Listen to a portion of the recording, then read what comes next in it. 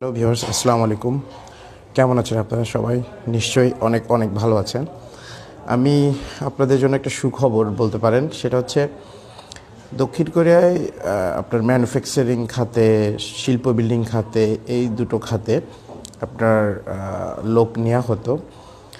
আমরা ইতিমধ্যে মুরাদ স্যারের একটা ভিডিওর মাধ্যমে জানতে পারছি যে আপনার হোটেল, মোটেল ও কন্ডো বিভিন্ন ধরনের আরও যে খাতগুলো আছে, এই খাতগুলোতেও ফেব্রুয়ারি মানে 2024 সালের সেকেন্ড ইস্যু থেকে আপনার ভিসা ইস্যু হওয়ার সম্ভাবনা আছে।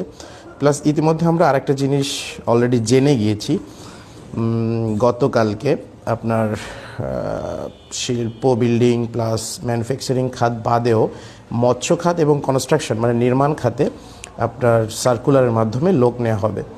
তো যারা আসলে দক্ষিণ কোরিয়ার যাওয়ার জন্য চেষ্টা করছেন, আপনারা ভাষা শিখছেন, তারা কন্টিনিউ ভাষাটা শেখার ট্রাই করেন এবং অলরেডি ভাষা যারা শিখছেন, সামনের সার্কুলারের আশায় আছেন, তাদের জন্য এটা তো একটা বড় ধরনের সুখবর। আপনারা সবাই অপেক্ষায় যেহেতু আছেন, নিশ্চয়ই একটা ভালো কিছু হবে 2024 সালে, এটাই আমরা আশা করতেছি। তো ভিউয়ার্স, সবাই ভালো থাকবেন, সুস্থ থাকবেন, আর সবচেয়ে বড় কথা আমাদের জন্য সবার জন্য দোয়া করবেন। ফেব্রুয়ারি 29 তারিখ থেকে ভিসা ইস্যুর টান রোস্টারভুক্ত